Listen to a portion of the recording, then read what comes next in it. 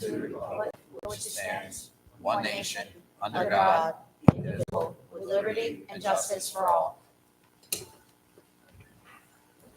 Good evening and welcome. The December 17, 2024 meeting of the Jackson Township Council will now come to order. Councilman Borelli. Here. Councilman Bernstein. Here. Councilman Chisholm. Here. Council Vice President Sargent. Here. And Council President Kuhn. Here. As clerk of this meeting, I hereby publicly announce that in compliance with the provisions of the Open Public Meetings Act, adequate notice of this meeting has been advertised in the manner prescribed by law. Move on to announcements for this evening. Council President. Thank you. So, Councilman Chisholm, if you'd like to just come up front with me. The council has something that they'd like to present to you.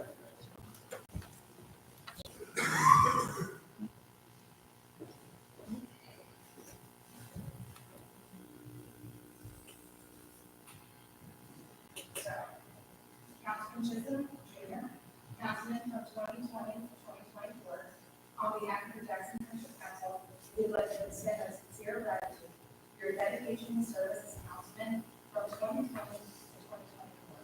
Your commitment to our community and the efforts you have made during your tenure have not gone unnoticed. Thank you for your contribution working towards the betterment of Jackson Township. Jackson Township Council, Jennifer L. Kuhn, President, Scott Sargent, Council Vice President, Nina Borelli, Councilman, and the Board of Presidents. Thank you, sir.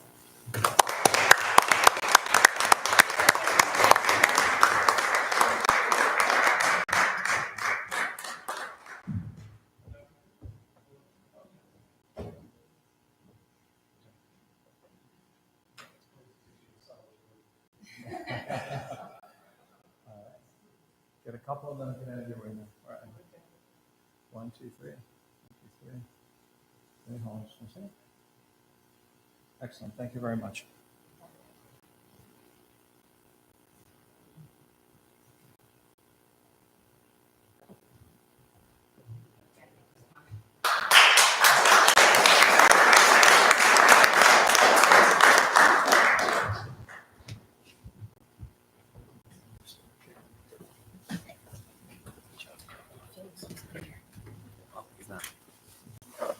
I know.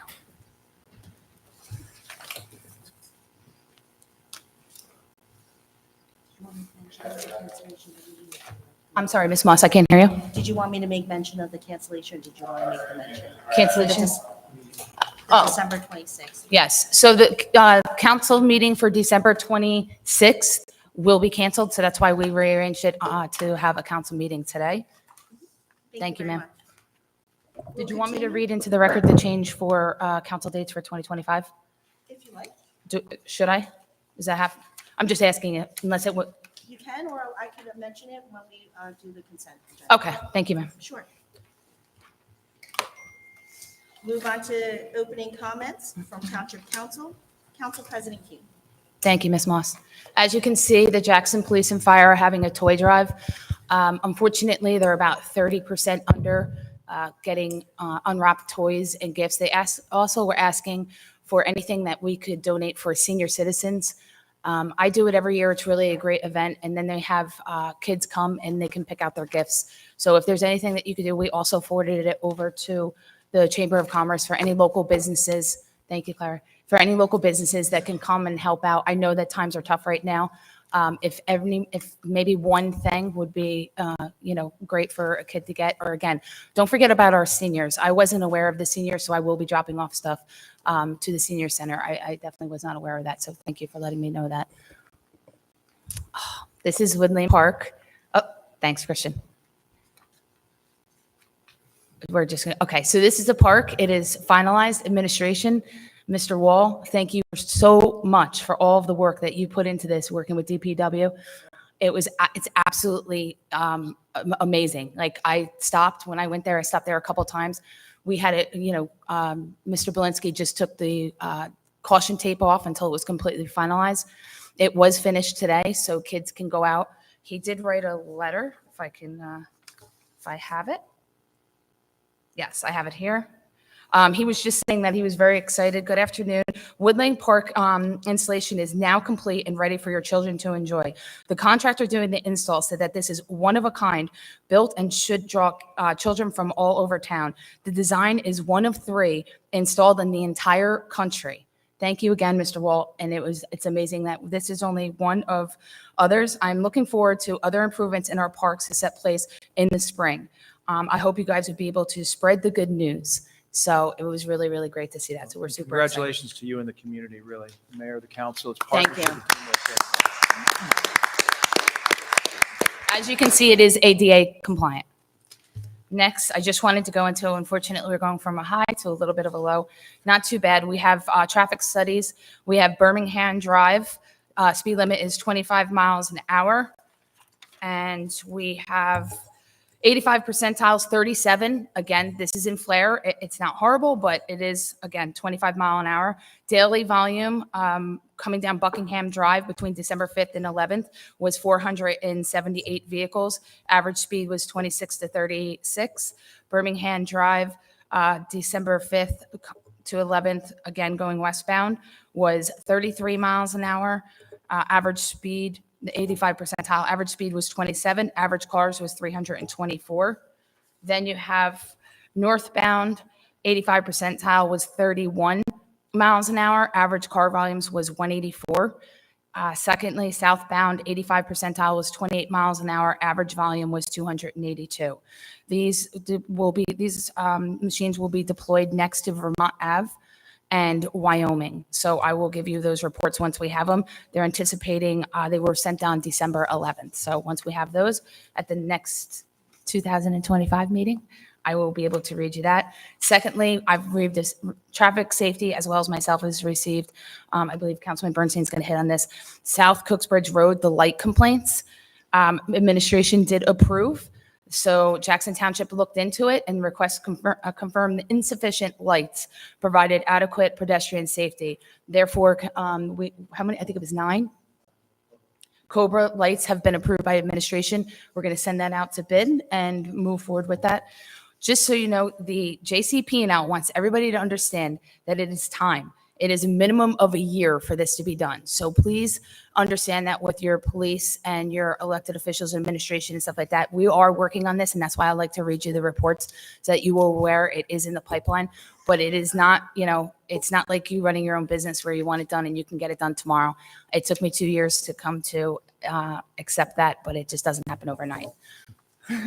So thank you so much. And everybody have a Merry Christmas, a Happy New Year, and Happy Hanukkah. And I wish you all a blessed 2025. Thank you. Council Vice President Sargent. Good evening. I'd just like to extend a hearty thank you to Mr. Chisholm for spending all the time he has on the council. It's a very difficult seat for anybody to fill, and so thank you for that. I certainly appreciate it. I just want to wish everybody a Merry Christmas and a Happy New Year. Thank you. Thank you. Councilman Borelli. Thank you, Clerk Moss. Councilman Chisholm, what can I say? It's been an honor and pleasure to run with you for council and serve alongside of you the last 4 years. And I look forward to continuing to work with you, if not on the council, in other ways to serve our town. Most of all, I got to know you and admire you and meet your beautiful family. You are a true testament to what an elected official should be, always doing the right thing by our fellow residents in your native town. Your innate knowledge of history, your love and concern for our town, state, and country is seen so clearly in your thoughtful public comments at every council meeting. And yes, I'll miss you busting my chops, but always remember that I'm a little younger than you, just to remind you. But all kidding aside, it's been a real pleasure working with you, and I'm here for you, brother, and I will miss you up here on this dais, my friend. God bless you and your family. Also, I want to add, there's still some time to apply to serve our town on a board or commission in 2025. The deadline, too, is by December 20th. I'd like to encourage residents to consider serving and apply by filling out a citizen leadership form on the Jackson Township website and submitting it in online. Our volunteers help make our town run better and more efficiently, and we appreciate them. In closing, I want to wish our fellow residents and township staff a very Merry Christmas, Happy Hanukkah, and a wonderful and blessed New Year. God bless Jackson, and like my 92-year-old mother likes to say, God bless America. Take care and have a good evening. Thank you. Councilman Bernstein? Thank you, Ms. Moss. I also want to echo the statements of my colleagues, thanking Councilman Chisholm for his service. It was a pleasure working with you in a little over a year that I've had the opportunity to serve, and looking forward to seeing you continue to come to our meetings. I just wanted to update everyone, if you can take a look at the screens. I had the opportunity about 2 weeks ago to join Commissioner Ginny Haynes, together with the Park Director from Ocean County, Mary Jane Bavius, if I'm pronouncing her name right, Bavius, at the Patriots Park off of Bowman. We took a tour. We discussed some concepts. The county has approved and voted on a new children's park, which they're going to be replacing, which is really state of the art. I think there are 3 slides. It's close to $1 million upgrade to Patriots Park.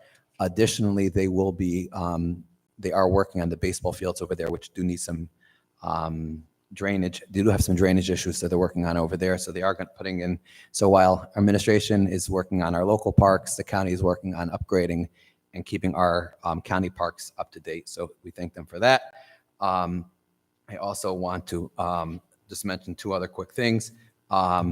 We had opportunity, Council President and myself, joining some of the fire districts in the past, and I'm happy to see some of them here, to discuss the continuation of the consolidation process. We're looking forward to continuing to hear a little bit of that update for the public.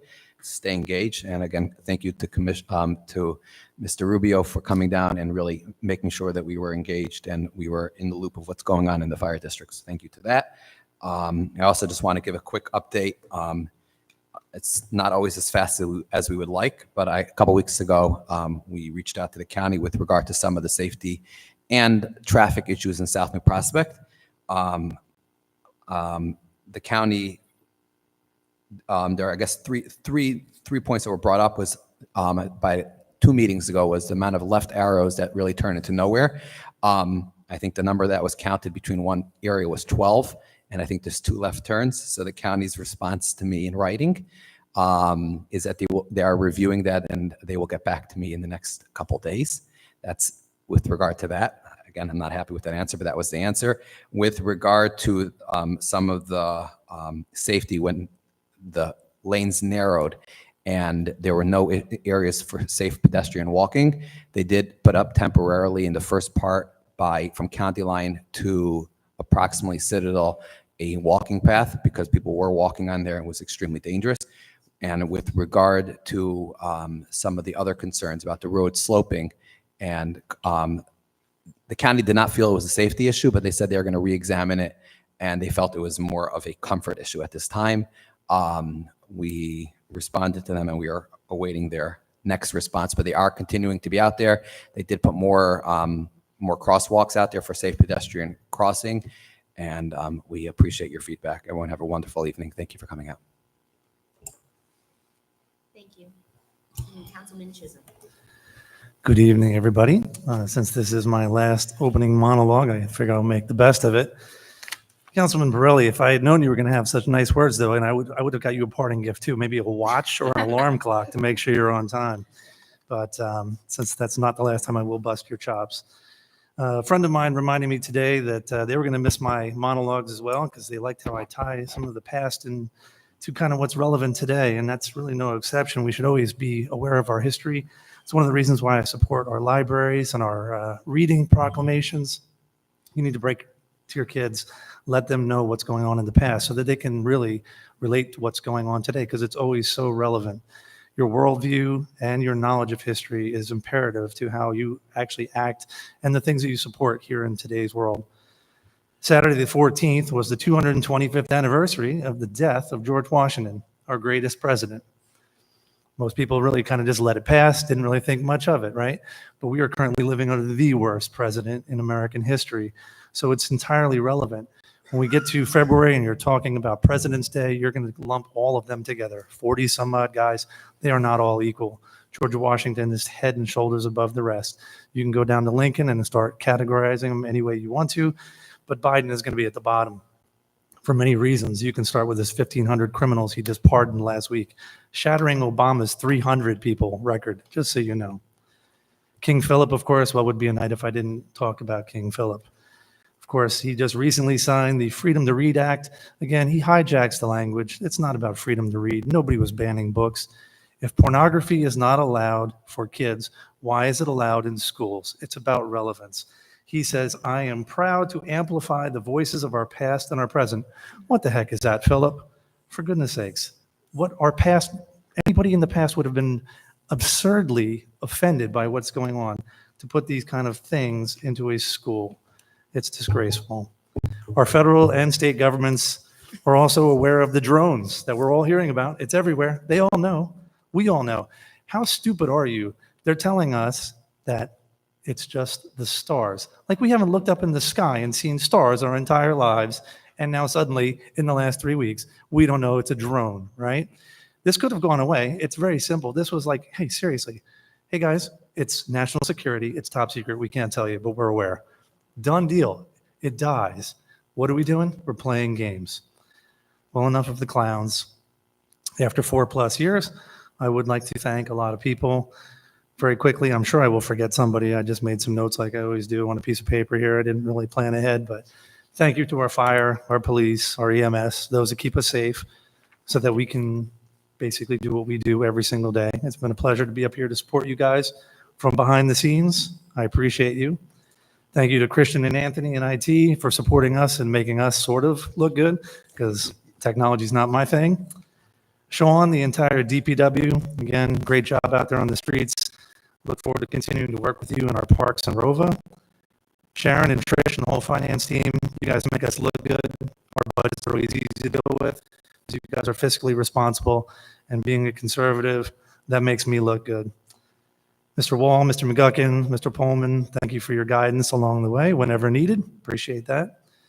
My current council members and team, along with all the past council members, Ken Bressie, Andy Kern, Alex Sawicki, Samara O'Neill, and Marty Fleming. And of course, last but not least, I couldn't help but work with our awesome clerk's office. It's a shame that I've had to work with 3 clerks in a little over 4.5 years. But thank you for Janice Kisty showing me the ropes, Diane Festino for kind of continuing that role, and Ms. Moss, of course, you and your entire team, Jackie, Jasmine, and Damaris. You guys are professionals. Love you. Thanks, everybody. Thanks, everybody here at the town. I'm proud of my record. Some people have said, hey, how come you guys didn't add ordinances? And again, with my conservative values, I don't need to add to government creep. It creeps on its own. I do not want to expand the size of government. The feds and the state do that on their own. I was here to hold the line, put my finger in the dike, and I am proud to say that I did what I could. As a civil servant, I would remind my fellow council members to take both of those words very seriously in your role up here. Be civil and serve. And I would just say that it has been a great pleasure to serve the good people of Jackson. So thank you all. God bless.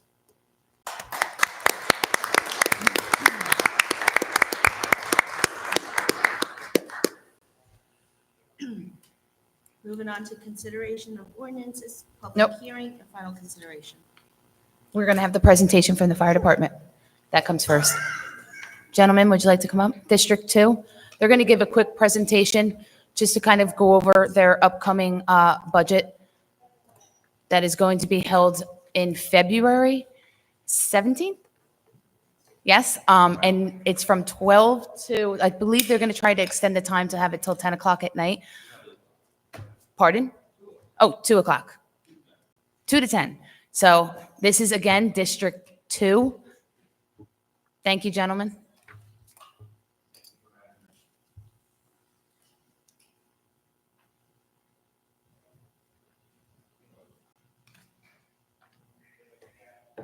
There comes Christian. Does that work?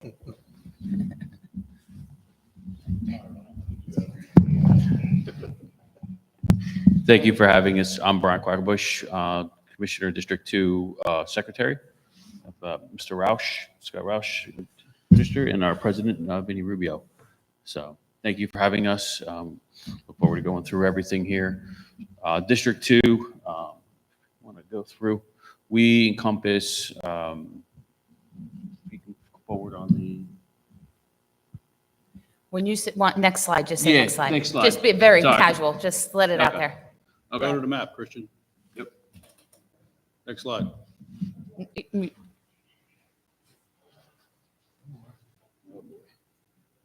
We're going to go to the next slide. Next slide, please. There you go. So you can see District 2, we have a large swath. We're consolidated. We're originally District 1, merged with 2 together. And part of our goal is to consolidate in what you're looking for. You can see the area that we have up here. It is a large section of Jackson, predominantly rural, of our nature here. But Districts 3 and 4 are located from there. Next slide. District 2 has 2 primary sections, Cassville and Whitesville, from that section, running up from basically the outlets down to the border of Manchester, Ridgeway Liquors, and then out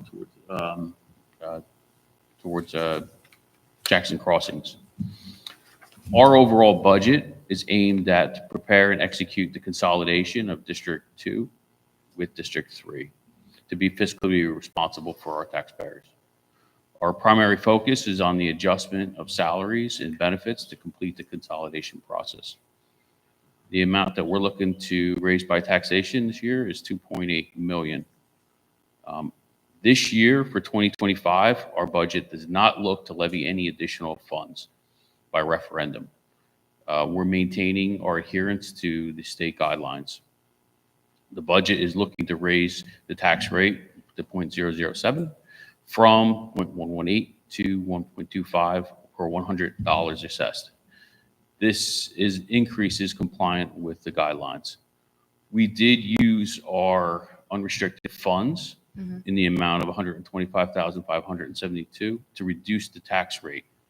This allowed us to be compliant with the guidelines, so we didn't have to go to referendum. We're really trying to do everything we can do to stay within compliance for the process. We also, in addition to that, we were able to obtain a grant from the rescue plan for $30,000. Next slide, please. We've seen in District 2 overall growth dramatically. We've also seen, unfortunately, a decline in volunteers as far as manpower and membership. This decline has resulted in us the need to expand our career staff to cover the weekend shifts in conjunction with District 3. So that's something we've taken on. And these actions have resulted in overtime being required. The increase in the career staff and overtime caused the district to increase general wages and benefits. We saw over last year a 17% increase in benefits, a 17 additional on due to the hours. So there are challenges that we've been dealing with and trying to manage to maintain budget and what it provides, services for the district. So our solutions, next slide, please, are to consolidate with District 3 up there. That'll give us a much larger pool of career staff or more firefighters. What this will bring is a streamline of services, streamline of equipment, streamline of legal services, apparatus, and consistency when we go out to bid. It makes it a much more efficient process. Reduces the amount of overtime and the ability to provide 24/7 paid protection in the areas that have limited volunteer response. The consolidation brings the wage increase too for 24/7 coverage down to 5%. So that's a great impact. So 12% decrease, correct? yeah, yeah. So next slide.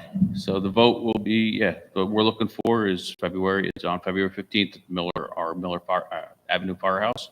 It's from 12 until 2 o'clock until 10. So that's just for District 2. Everybody, District. the only place that you could vote for District 2 For District 2 is Miller. is Miller. Yep, Miller Road And Firehouse. okay. So if anybody's in that district, they're here asking for your support. What questions can we answer for you guys? Any council members, please? Yeah, if you don't mind. Yes. So just a curiosity for the increase in general wages and benefits, you saw wages go up 17%, but benefits were 27%. Can you kind of elaborate on that just a little bit?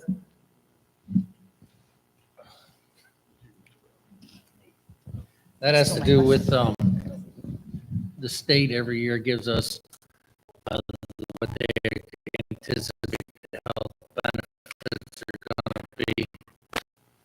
They, of course, increased up, and that's based on what they gave us. With our work towards the consolidation, we're looking to create, right now, there's two separate contracts. We're trying to work with them to create a new contract, which will help.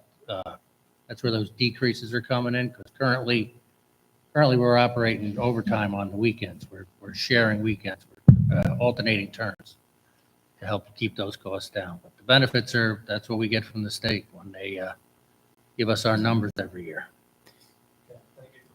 I'm just going to piggyback on that. What percentage do you guys pay into your own benefits? That's what we're still negotiating. Oh, right. As far as the new contract goes, they're paying, our new contract is not settled yet. Okay. But That the new contract is going to be District 2 and 3 combined would be the new. Correct. That's correct. That's where the reduction. Yeah. Currently in your contract, what do you pay towards benefits? So it depends on the firefighter. And so our contract is set up so that it's a single firefighter, no family, just single, bless you, Bless you. pays 5% of their salary. And then it's on a sliding scale down from there. Down? I'm sorry, it's 5% per family and a sliding scale down to single. I think it's 1.2% for single. For a single? Yes. Okay. And then I think single with children, it's not considered family. I think that's like 3%, and then a family is 5%. Okay. So then the new contract would probably be a little bit more? It's the same. It's pretty much the same. It's going to stay the same? Yes, ma'am. Yeah. Okay. It's going to be an increase in actual monies because they're getting an increase in salary. Okay. And the reason they're getting an increase in salary because of the amount of hours, where it's kind of complex, but the amount of hours worked now, because we're going to a 24/72 schedule, we're going to have a 24-hour truck. There's going to be a truck on every day, 24 hours a day. Okay. And with that schedule and going to 12-hour schedules for the rest of the firefighters in our district, our combined districts, they are not going to be working a standard 2,080 hours. They're going to be working more. Okay. So there was a change in their salaries to reflect that. In the consolidation, when do you anticipate? Well, we're hoping that once we get the union stuff settled, we're going to apply to the local finance board in January. We're hoping by the end of January to apply to the local finance board, and we should hopefully be consolidated upon approval, of course, by July. Now, I believe with the apparatus, it's not really viable to sell it, correct? Because because you guys are going to have a lot of equipment when you consolidate, correct? We will, but we still are manning 4 different firehouses, 5 different firehouses. So you'll have equipment in all different areas per se, and Yeah. it'll be, okay. Yeah, and what we've been doing is keeping it there until we've been getting rid of it through attrition, essentially. We have sold some equipment when we replaced it, but if there's something we don't need, we're just not going to replace it. Got it. My last question is EMS, or is everybody on board to take EMS on after the consolidation? That's our next on the list. Okay, I just wanted to make sure that's still in the future and that's still on the drawing board to take EMS on when you're building these. Absolutely, Okay. 100%. Okay, because we do need EMS. We need firemen, we need all first responders, police, firemen, but it's EMS is very important to the community. That's all I have. If any other council members? One more question, if you don't mind. So I know the turnout is always pretty low for the fire districts, unfortunately. Is it possible to do, I'm not sure, for that particular election, can they do absentee ballots? Since we do have a lot of folks, so that'd probably be good when you advertise. We do have a lot of snowbirds, as you know, and obviously some of those voters are active voting all the time. So if they know that they can participate and get an absentee ballot, it'd be probably good to make everybody aware of that, because I don't know that they are aware. We have a huge amount of write-in ballots, absentee ballots that come, or mail-in ballots that come. We send about 800 mail-in ballots out a year. Okay, great. Okay, thank you. That's just our district. Yep, okay. Well, good. Councilman? Council President Kuhn, Yeah. following up on Councilman Chisholm's question, Has there been any talks or moves on moving your election to November, or is that too many elections on the ballot? That has to do with the district, Just to fire increase district lines do participation? not line up with the voting district lines. So if we have one fire district in town. Yeah. We'd be able to move to November, which we would love to be able to move to November because of the low turnouts that we Right. get in February. But as Administrator Roush just mentioned, our districts, we have 4 fire districts. Well, we have 3 fire districts, I'm sorry, and maybe soon 2. And those lines, the voting district lines do not line up. They make no correspondence whatsoever with Right. the standard voting districts. So, and it's not, honestly, by the time we just had some of these discussions with some of our group meetings with the fire chiefs and everybody else. And for us to apply for that and try to make some changes of some of those lines, by the time we do that, we'll probably all consolidate. So, Okay. Thank you. I understand. Just one more question. The proposed budget, how will that affect, say, the average assessed home in Jackson regarding their tax rate? Well, they didn't fail. I mean, right, the average assessed home, 330,000, like approximately, like how much It would says that affect? 100, it said $100 per 100,000, right? Per thousand? It's a point. Per, yeah, 12 and a half cents Point per one 100. two five per Yeah. hundred. So like on an average assessed home, like 330,000, I believe 332,000, according to the budget, Mr. Wall, I guess it's like 332,000. So what taxes go up, for example, on a fire? Good. Fire. Get the calculator Calculator. out. Approximately. I know you can't to the cent, but I think the object here is to not fail their budget. yeah. Just understand. Of course. So on a $330,000 residence, Mm, what was it? 125.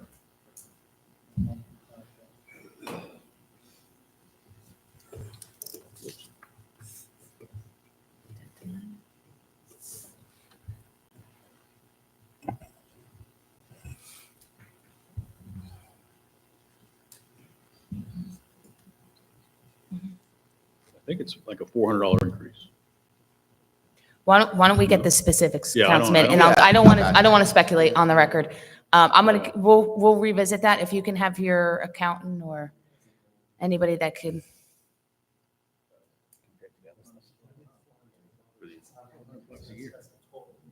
Okay. Yeah. 28. 26? About- It's a, Director of Public Safety says $26. all right, $26. He's a I'm not going to math go, guy. you know. Joe's a math guy, so. Thank you, Gentlemen, Director thank you. Candido. Thank I you for your appreciate this. service. Yeah. Commissioners, I want to thank you for coming out and doing a presentation. If there's any questions that come about, I will make sure that I get them sent to you for answering of any residents that come in during open Thank you comments. for your Appreciate it. support. Thank you very much. Thank you you, very of much. course. Thank you for your service. Ms. Moss? Consideration of ordinances, public hearing, and final consideration. This is the second reading of ordinance 33-24, entitled an ordinance of the Township of Jackson, County of Ocean, State of New Jersey, amending and supplementing the municipal code of the Township of Jackson so as to amend Chapter 244, entitled Land Use and Development Regulations, so as to revise residential density standards in the highway commercial mixed-use zone. This ordinance was introduced on October 8, 2024. I need a motion to open the public hearing. Motion? Second. All in favor? Aye. If any member of the public has any comments to make, please address the council at the microphone. State your name and address clearly for the record. You will have 5 minutes and may only speak once.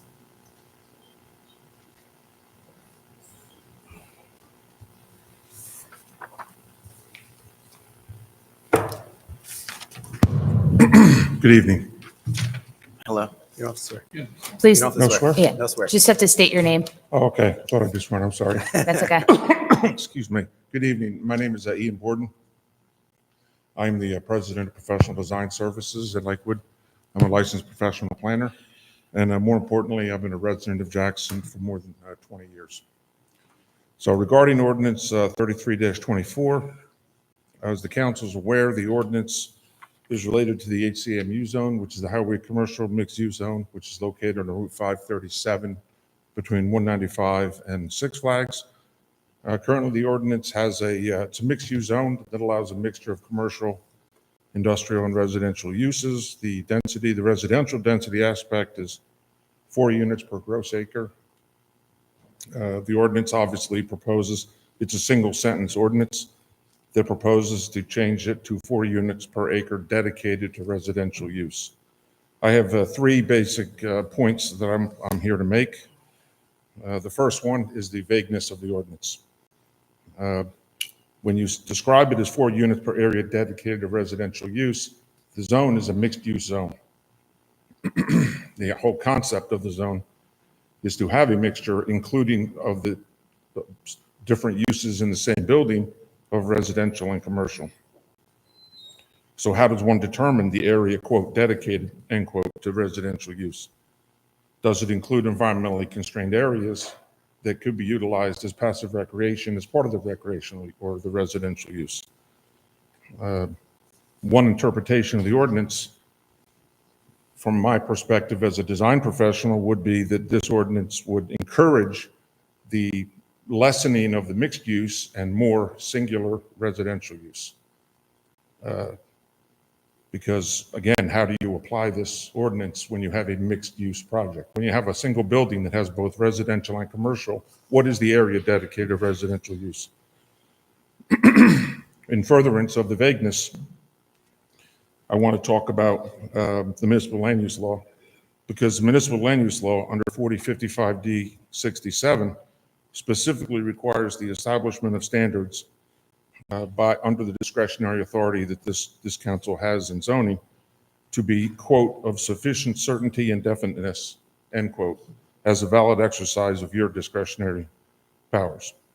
And I want to remind the council of a court case that goes back about 10 years ago, the Jackson Holdings case, wherein the township, in trying to limit residential development in that case, and that was in the regional growth zone of Pinelands, actually opposed their own ordinance standard. Not the same standard we're talking about today, but another ordinance standard. And in that case, the township argued with the court that that ordinance was impermissibly vague. And the finding of the court in that case, and I quote, stated, neither the purpose clause nor the body of the ordinance sets forth any objective standards by which it can be measured, classified, and applied to each proposed use. And in that case, the court agreed with the township and found that ordinance impermissibly vague. And my first comment today is that this ordinance does not even contain a purpose clause. There's not a single purpose clause in this ordinance. I've never seen that before, and I've been doing this for 40 years. So that the vague language of this ordinance, in my opinion, I'm not an attorney, but I am a planner, renders it impermissibly vague, since there are no objective standards to measure the density. Sorry, I should have had a glass of water. My second point is, and it's kind of an expansion of the objectivity of the ordinance and the determination of standards, is to analyze this proposed ordinance in the context of other ordinances in town that have residential densities attached to them. And there's 3 categories of that I want to discuss. One is where you have different zones in town, the mobile home park ordinance, the PRC ordinance, which is retirement community, and the multifamily zones. All 3 of those zones have similar standards that regulate both gross and net density. They have empirical standards of gross and net density. Very empirical, very easy to calculate. Secondly, we have regional growth zones in Pinelands that simply contain maximum gross densities. Again, similar actually to the HCMU zone as it's currently written. Again, very empirical, very easy to calculate. The zone in town that most closely approximates the HCMU zone is the MUNC zone, which is the mixed-use zone, Jackson 21 area. Sir, your time's up, but can you add an additional 2 minutes onto the clock to give the speaker an additional time? Thank you. Thank you, I You're appreciate that. No worries. I'll speak quickly then. The HCMU zone contains much more empirical and clear density standards, more applicable to a mixed-use zone. That zone does not have a density standard. It simply states that in the MUNC zone, you're allowed 2,500 units. What's interesting is that when you break down that zone contains 450 acres. That density is 5.5. That's 5.5 units per gross acre in the MUNC zone. So the ordinance in 3324 is unlike any other zone in the township, both in the method of calculation and vagueness. And my third point is that this ordinance was undertaken while everybody is aware that the new master plan is being written. The planning board is engaged every week in meetings and addressing the master plan. And this ordinance is moving forward regardless of that master plan being done. That was questioned by one of the council members at the October meeting where it was introduced and summarily dismissed. So I think that's inappropriate in a planning exercise to do this type of ordinance in the cusp and in the beginning of a new master plan. Thank you, sir. Thank you.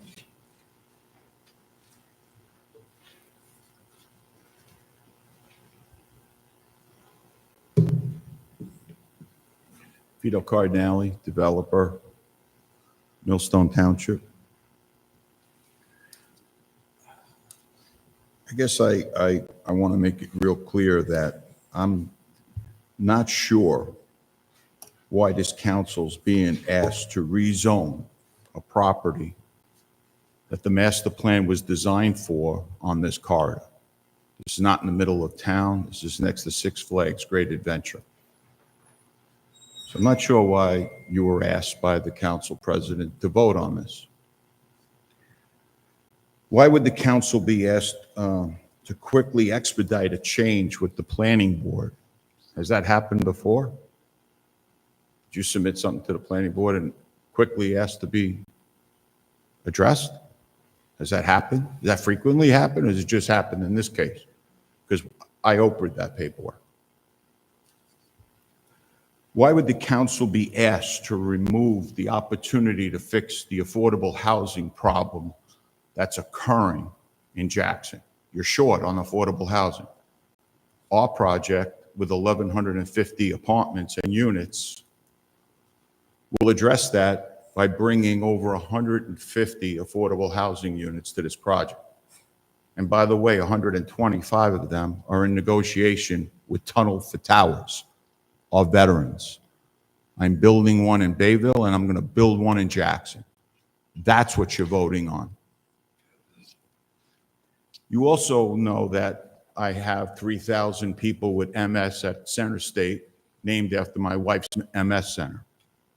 The affordable housing in Jackson will house MS patients, along with veterans, like we built in Manalapan. Does the council know that? Did the president of the council tell you that? Why would the council be asked to vote on something that's owned by two residents, not a corporation? A resident that lives in Jackson, has committed to Jackson for many years, many generations, and I, in Millstone, a neighbor. This is who you're trying to change. A project owned by two individuals, Americans, not some foreign corporation. Why would the council be asked to submit a plan to change a zone on a property that I bet you don't even know what I submitted? Two of you have come to visit me and had no idea what the plan was. You were asked to vote on something that you hadn't even seen the plan? Two of you visited me. Can you Two please, of you have seen it. I just want you to, who visited you? Pardon me? I just want you to announce the councilman that visited you. I'm sure my attorney will get back to you with Okay, that. thank you. I don't understand why the council was asked to do all these things. But every time something like this happens in this town, do you realize that you've lost the case when a developer had to sue? I believe you've lost 7 cases, and the taxpayers paid for it. So if for any reason I have to turn around and fight this, which I don't believe I have to because I'm deemed complete, you're trying to rezone a property that's only zoned in one spot, mine, next to Six Flags. Now, let me tell you what my opinion is.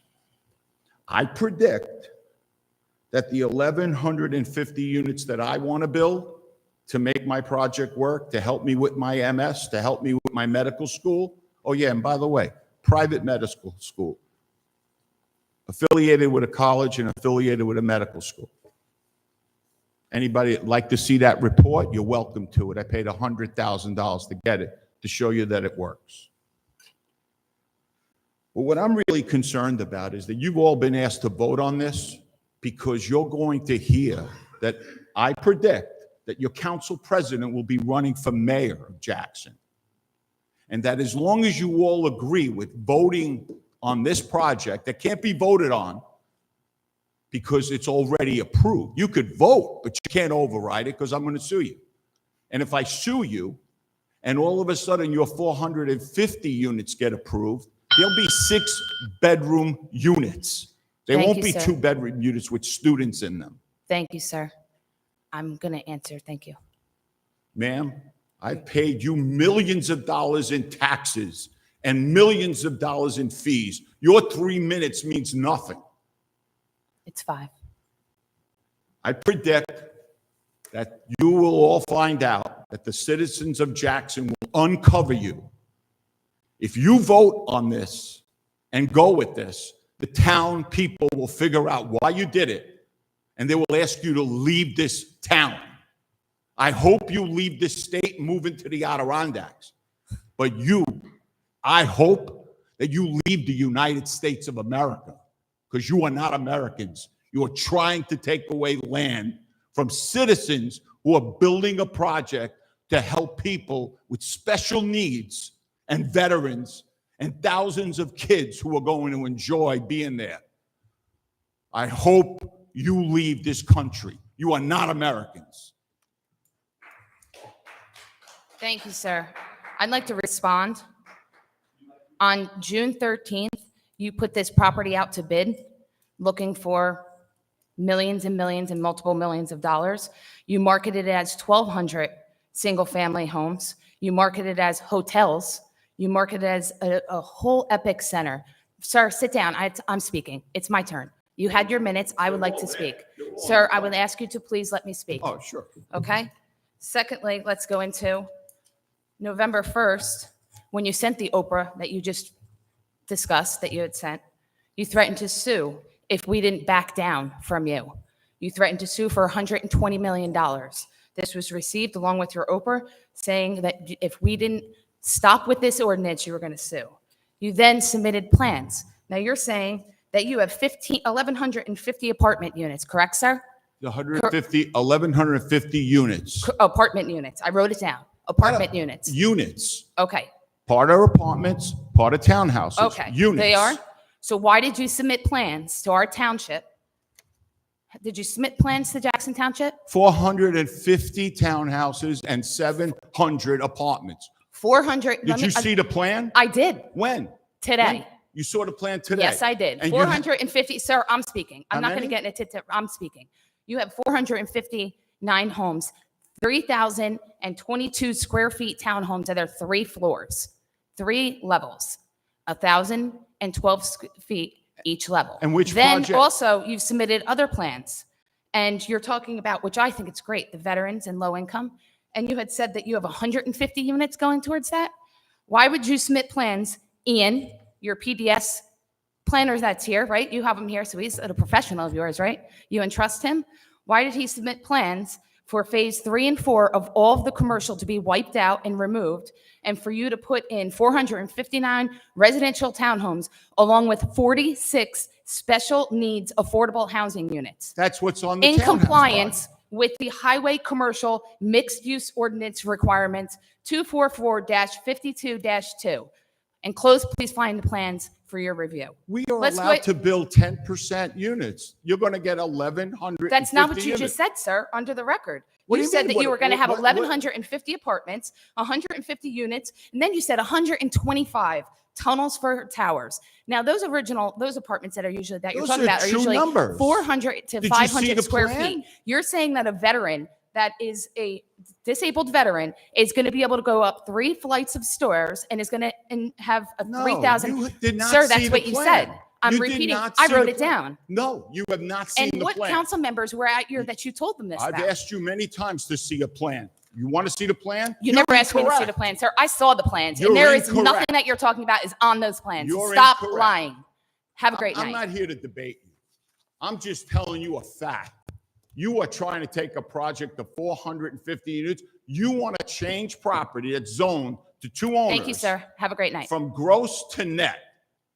Try it. See what happens in this state, in this country, when somebody gets away with doing what you want to do. Thank We you, sir. took that group out.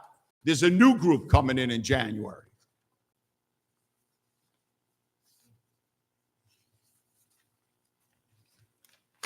Good evening, Donnie Edelman, Willow Point Drive, Jackson, New Jersey. I want to start by saying I have no plans to physically disrupt this meeting, so therefore your statute will no longer apply. But I think everybody in this room, everybody who's watching on YouTube, all you guys know what this is for. I don't have the grace of our first speaker. I don't have the passion of Mr. Carr now because, well, he's invested a significant amount of money. But I'm just the poor schmuck that wants to move into one of those apartments, condos, town, whatever they may be, when they're built. Now, everyone in town knows that this is politically motivated. We're not stupid.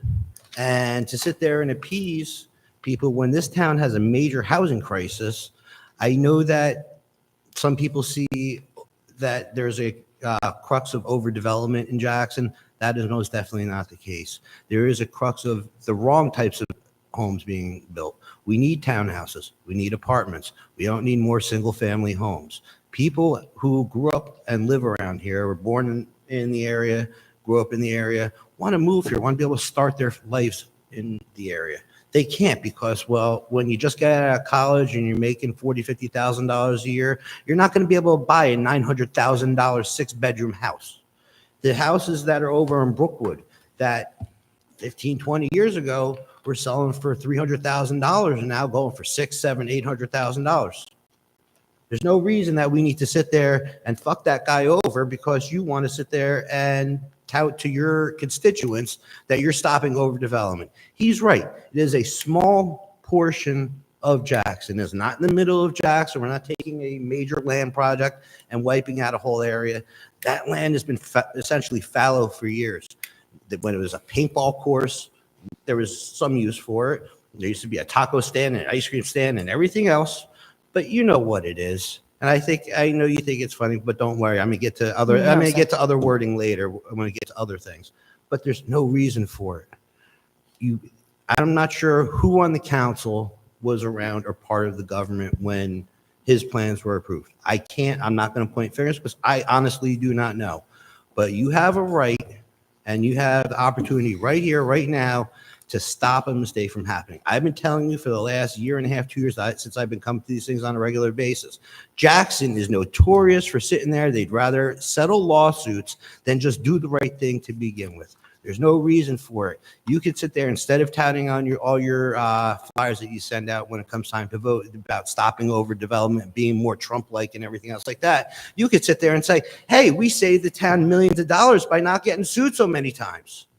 As it is right now, I know that there's several lawsuits lined up.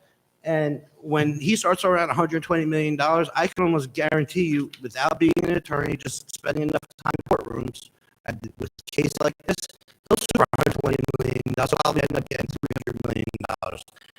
You're going to sit there. You've already to close a school. Your school district is way the hell in the red because they don't have the money. And we're doing things like buying open space, doing everything else like that. When we have an opportunity to bring in taxable units, Somebody's gonna be paying property taxes on that. The development there, it's gonna bring people to shop in Jackson and everything else like that. And to screw the guy over because of a political motivation, so this way you could say, I stopped over development, is not right. I could understand if the guy was trying to build a 50-story high-rise right across the street from this place. He's not. That's it. Fix it. Don't do it. And use this opportunity to sit there and take the time and say, this isn't the best idea. All right. I mean, it's going to come up tonight. It's going to come up in a few other meetings. But I believe Mr. McGuckin should take this opportunity and say, hey, guys, this is a bad idea. Let's not do it. This is why it's a bad idea. Let's not do it. I know that it'll look great for your campaigns, but whoever it was, whether it was some of you, all of you, or none of you, authorize that, approve that thing to be built, let them build it. As it is right now, we have Jackson 21 that I remember for years seeing that guy, the guy from The Man Who Wrote La Mancha, about building a place for friendly people. Where the hell is it? It's being held up for years and years and years by the town. I'm sure that there's other issues involved, but most of that comes down to fighting with the town. And he's right. Every time that there's a developer who brings a suit, you guys lose. You'd think you'd learn by now, and I'm not saying let him build rampantly, but especially something that's already been pre-approved. This is a no-brainer. Let it go through. Thank you, sir. Have a great night. Seeing no one come forward and make a motion to close public comment. Second. Council President, for the record, are there any residential approvals out there already? Aren't, Yes. there are. We had a motion to close public comment. It's gonna roll call. All right, Roll okay. call. All in favor? Aye. Aye. Aren't there existing residential approvals? Yes. Okay. Yes. For how many units? About? Would you 400? 400 already. Okay. 460. So this wouldn't take away from that. No. If I could just comment, what I believe is what is being removed is all the ratables, which is the high rises and the hotels and everything that the residents of Jackson have been promised for the last 10 years. That is wiping it all away, and it is going to townhomes that are over 3,000 square feet. So that is. I urge the council not to discuss the particulars any further as we have been threatened with litigation. Thank you. Certainly can discuss the ordinance and vote on the ordinance, but the particulars of it, of what's there now or what may be there. Am I allowed to discuss of why the ordinance came about? So that there's explanation. So in the letter that I had read on the marketing of this property on June 13th, once it came to my attention, the marketing was to pretty much go to 1,200 homes. As you had just heard, they had 400 plus approved. They were trying to wipe that out, continue to do all the hotels and the infrastructure. I met with individuals pertaining to this and asking their opinion. And I was told that the infrastructure absolutely could not handle this kind of build. So therefore, that is where the ordinance had come from. It was not going to, as it was said, if he had his approval. So this is just to make sure that nothing else happens. That's all I have. Mr. McGuckin? Yes, sir. Question, sir. So I would agree with the resident there, Donnie. So here's an opportunity for you to make any recommendations. Did this not go to the planning board? And did their attorney look at this? The planning board wrote back and indicated that the ordinance is not inconsistent with the master plan, which is what the land use law would require. If they found it inconsistent, the council could still go forward with a 2/3 vote. However, in this case, they determined that it was not inconsistent, and therefore council can, if it chooses, move forward with the ordinance with a simple majority. Okay, so therefore we are still in compliance with our current master plan. They saw nothing in their attorney review, and you've looked at this. Do you have any concerns from a legal standpoint? Sir, I'm not a planning board attorney, and I'm not a Okay. planner. Okay. I can tell you that the ordinance that is proposed is permitted. The governing body has the right to determine zoning in any particular portion of the municipality, and that is what this ordinance does. Okay, so then Mr. Borden had raised two questions about not having a purpose listed in the ordinance and some ambiguities as he kind of referred to them. Is there something we should do to clean this up prior to taking a vote on it? Because obviously, rather than going back and fixing it, I would personally prefer to have it be clean. So from a legal standpoint, do you see anything that we should do to fix the wording, not necessarily the ordinance? Because if we all are in agreement that we want less housing, more commercial, more ratables, as was originally promised and designed, if there's, Changed only the density. It did not change any other standards which would apply in the zone. Mhm. So I disagree with Mr. Borden's legal opinion, in my opinion, as to what he was suggesting. And there's no requirement for a quote purpose in a zoning ordinance or any ordinance for that. And there are numerous ordinances we've adopted over the years that do not have a purpose. And in fact, many legal counsel advise against putting such language in the ordinance. okay, thank you for your clarification. Roll call. This is the third reading of ordinance 33-24, entitled an ordinance of the Township of Jackson, County of Ocean, State of New Jersey, amending and supplementing the municipal code of the Township of Jackson so as to amend Chapter 244, entitled Land Use and Development Regulations, so as to revise residential density standards in the highway, commercial, mixed-use zone. I need a motion to adopt on third and final reading and advertise according to law. So moved. Second. Councilman Borelli? Clerk Boss, ordinance 33-24, it reinforces our commitment as residents, elected representatives on this council to protect Jackson as best as possible from overdevelopment. With this ordinance, we're just reducing the density, and we want to try to help keep our town a suburban community. Development in our town, no matter where it's being proposed, is a big issue and concern we continually hear about from many residents who we work for. We owe it to them. Let me end with that. We need more of the commercial than residential. Yes. I vote yes on this ordinance. Thank you. Councilman Bernstein? Yes. Councilman Chisholm? Just to clarify, none of us was here or voted for this project at the time that it was first approved. None of us was here long enough, sadly. Obviously, since it's my last night, there is nothing political about this. And I would say based on not just what I've seen driving over there, the traffic is insane. I would love to see the hotels that I've been promised for 40 plus years of my life. And I would like to see more commercial ratables as a member of the Chamber of Commerce and as a business owner here in town. So based on Mr. McGuckin's clarifications, I'm going to vote yes. Council Vice President Sargent? So rarely do I agree with the man with the dog, but on this case I do. I may not necessarily like Mr. Cardinal as a human being. However, I cannot with good conscience vote for this ordinance, as I just feel, well, I feel like it's un-American, as somebody already put it. And I believe that there's ambiguous language in here that just doesn't make any sense at all.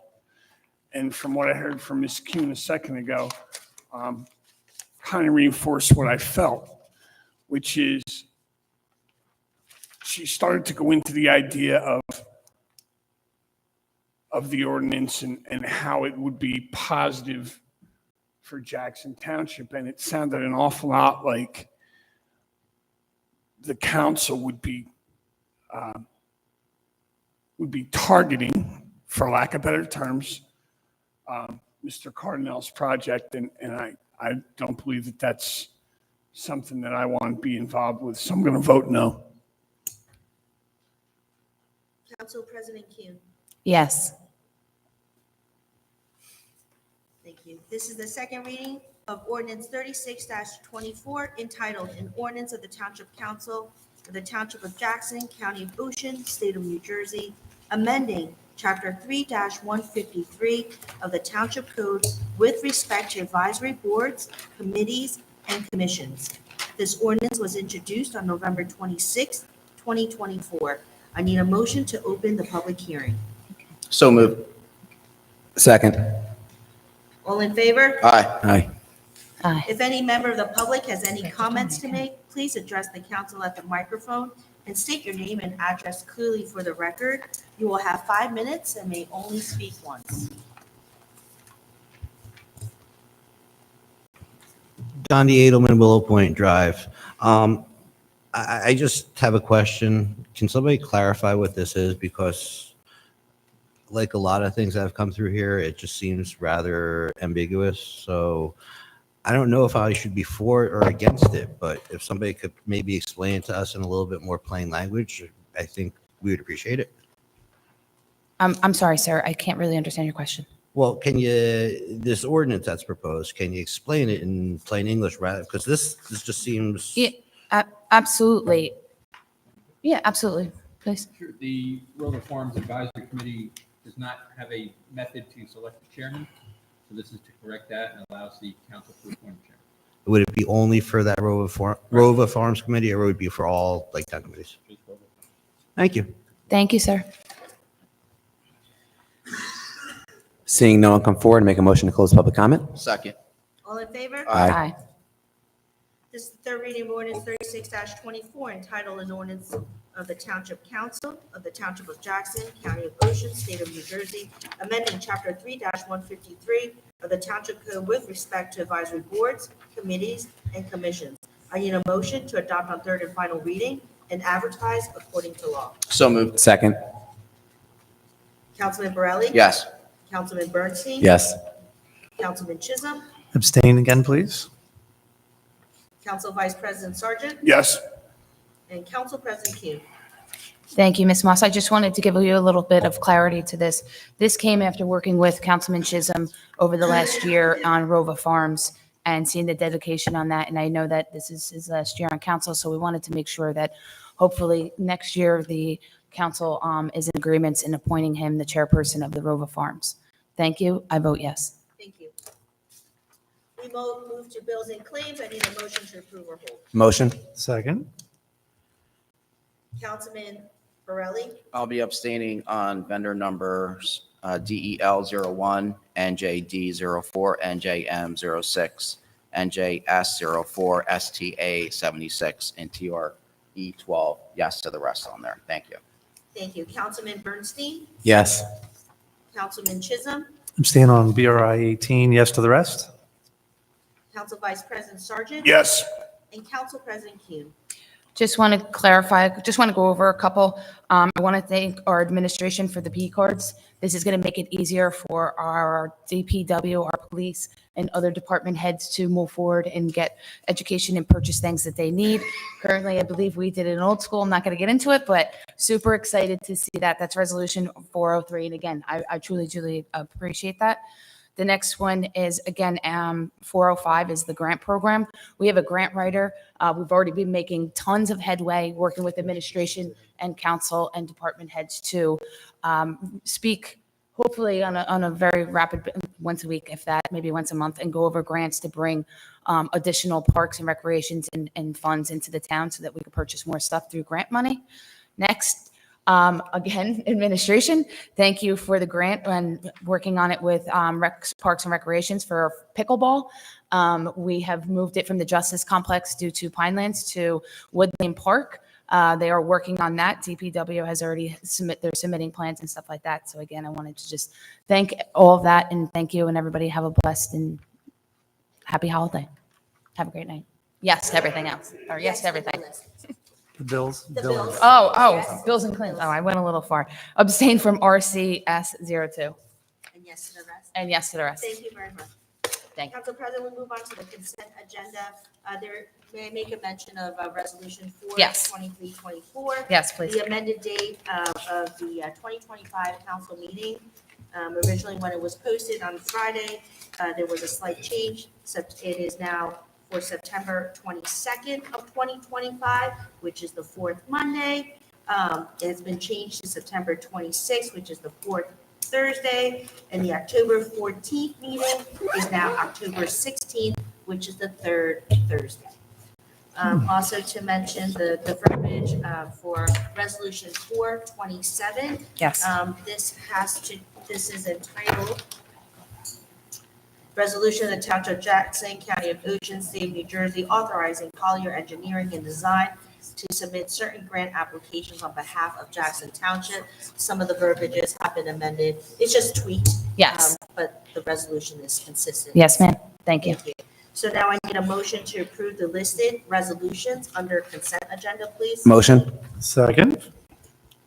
Councilman Borelli, Yes. Councilman Bernstein, Yes, and just thank you to Council President, to the Clerk's Office for working so diligently to make that correction once that was noticed. And also a special shout out to R427-24. Looking forward to working with administration and Colliers and getting some of these grants and more parks and other vital services to our town. Thank you. Yes, everything. thank you.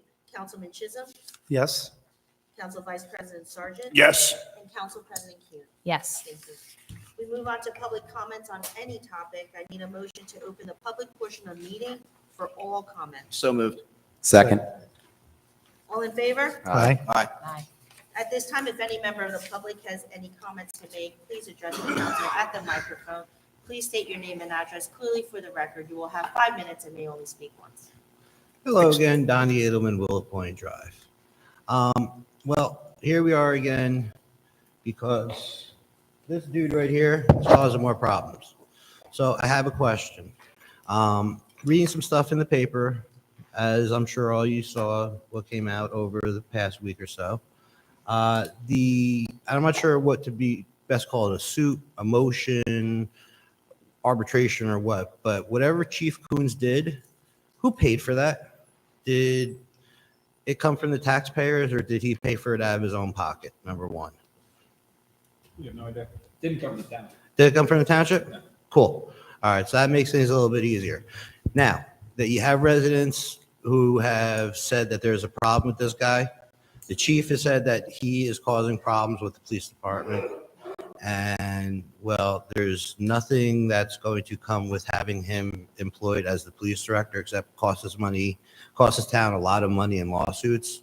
Why are we still entertaining the fact that he's a police director? See, the problem we have in Jackson is that the police department has cancer, and rather than treating the cancer and getting rid of the cancer, you promote it, you sweep it under the rug, or you don't do anything about it. I wrote an email to the board specifically stating that this guy was stomping all over my civil rights as a journalist to, well, expose the fact that Jackson police officers are breaking the law. They're stealing and they're not following motor vehicle laws. He came out barking at me. All right. I told you that was a problem. The very next day, he sends over 4 goons to give me 4 more citations. All right. This is a problem. Jackson, actual like licensed, authorized on-duty officers, some of them are bad enough. I'm not saying all of them, by all means. Certainly, I'm not saying every cop in Jackson is bad. All right, but there's enough of them that have learned toxic behaviors, and, well, no one seems to care about it. You know, you haven't experienced it yet, but, well, I got a feeling that a couple of you are going to start to feel what it's like to be persecuted randomly for seemingly no reason. And I'm going to enjoy watching it because I'm going to be sitting there with a bucket of popcorn. But this guy here, he needs to be fired.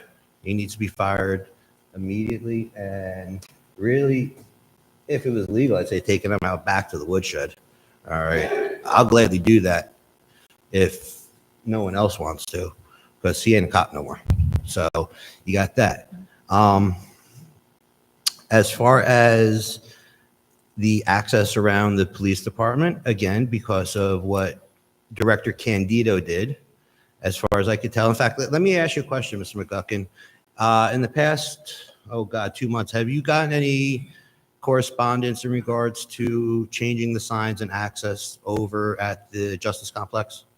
So any communications I have with the township are attorney-client privilege, and I'm not free to disclose any such communication. Okay, so that's probably yes. Well, okay, I'd like to demand that under the ADA in Title II and Title IV and so forth like that, that all those signs that this guy decided that he was going to put into the police department, or the police complex after the fact, because he doesn't like his officers being caught doing wrong, that they be taken down and put back to where it was. Because I went and I got the actual plans from when the place was built in the 90s, and it says that it wants Chief Shoal Drive open to the public to promote transparency among the residents of Jackson and its police department. Yet you guys allowed this fucking guy just doesn't take it away. All right, we have freedoms. You know what? If it was a problem, And I am going to caution you. I received your email today. Yep. I'm certainly familiar with the case law you said. It goes beyond, however, when it's directed at a particular individual as opposed to municipal policy for the municipality Okay, itself. all right. Well, I completely disagree. Please keep your comments to the municipal. I disagree. Policies. Threatening individuals or commenting about individual employees wouldn't be, in fact, not subject to First Amendment protection in a public meeting. I disagree, and see, here's the problem. All right, we have ill-informed employees that are working on the various boards and committees and so forth like that. And rather than just, maybe take a second and say, maybe he's right. Maybe it's something that I don't deal with every day. So rather than interject my feelings, I'm going to take a second and look it up. No, you make a unilateral decision, and then you end up getting sued over the fact that you made a stupid unilateral decision. All right. Cancer is cancer. Get rid of the cancer. Open up Chief Shoal Drive. There's no reason for it. Thank you, sir. Have a great night. Get home safe.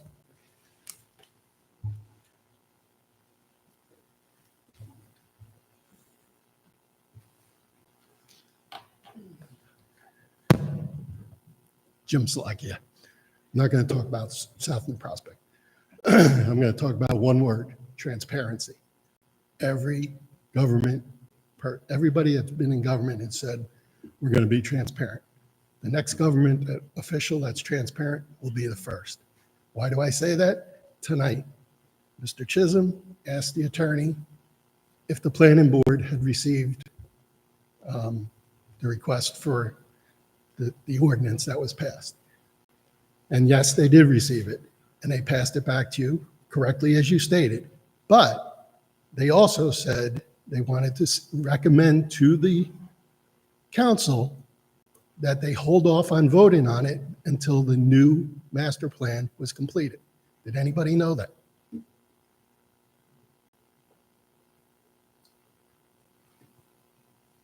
So if nobody knew that they also included that, who made that decision that we're going to exclude what the recommendation was from the planning board?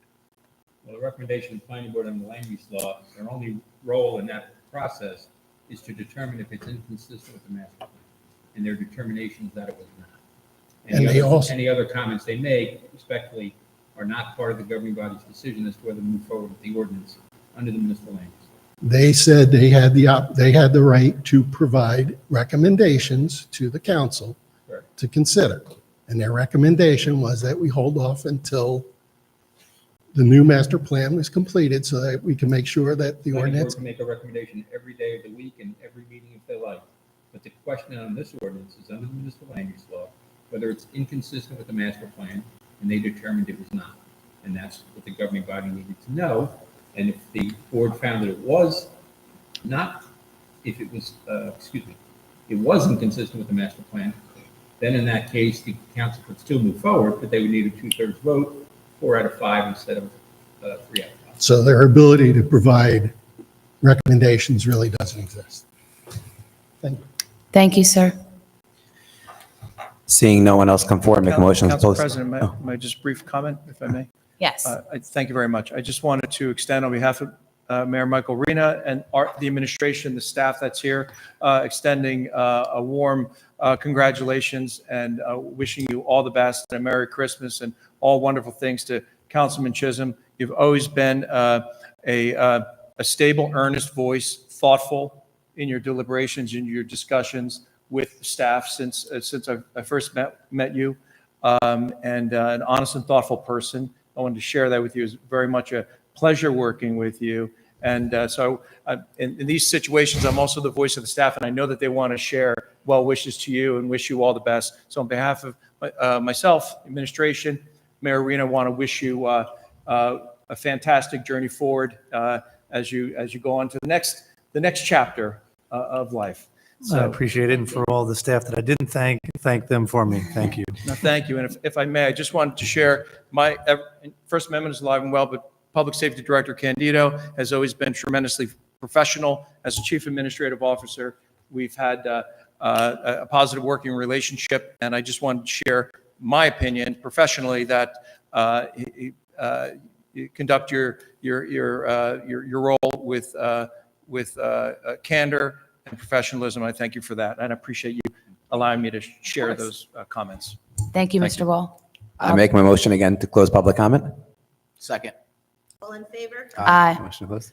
Motion to close? Motion. Second. All in favor? Aye. Aye. Thank you. Have a good night.